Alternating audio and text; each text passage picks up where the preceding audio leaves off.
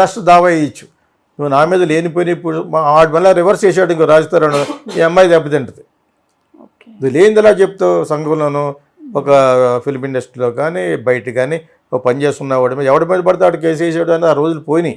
ఇప్పుడు చాలా స్ట్రిక్ట్గా ఉంటుంది. భార్యాభర్తల విషయంలోనే భార్య చేస్తే భర్త ఆత్మహత్య చేసుకున్న రోజులు ఉన్నాయి. ఈ రోజులో ఒక పెద్ద వీడియో చేసి దాని మీద గట్టిగా లోపల పెట్టారు ఆవిడ్ని. హెరాస్ చేస్తే ఊరుకునే రోజులు పోయినాయి. అంతకంతగా చట్టాలు కూడా మారితే డెఫినెట్గా కోర్టులో కూడా జడ్జిలు కూడా వాళ్ళు కూడా మనుషులే కదా, వాళ్ళు డెఫినెట్గా వింటారు. వీళ్ళు వాళ్ళని ఇలా జరుగుతుందని చెప్పేసి దే ఆర్ హార్మింగ్ మెన్ అని చెప్పేసి. ఇది డెఫినెట్గా నేను నా ఉద్దేశంలో అన్ని వీడియోలు ఉంటాయని నేను అనుకోలేదు. ఉంటే మటుకు డెఫినెట్గా ఇట్స్ అన్ అఫెన్స్, డెఫినెట్గా వాళ్ళు పెట్టారు ఎవరైతే తీసారనేది. నాకు తెలియదు అన్నాడు. ఇంకో నేను ఎలా తీయగలనంటే నేను అమ్మాయితో ఉన్నప్పుడు అంటే ఇంకెవడన్నా తీసి ఉండాలి. ఎవరు తీసి ఉండాలి? ఆ అమ్మాయి తరపున తీసి ఉండాలి, ఆ లాడ్జ్ తరపున తీసి ఉండాలి. ఇవి మూడే జరుగుతాయి. వాడు ఉద్దేశపూర్వకంగా కెమెరా పెట్టి తీసి ఉండాలి. నేను చెప్పిన ఇదే చెప్తాను యాక్చువల్గా.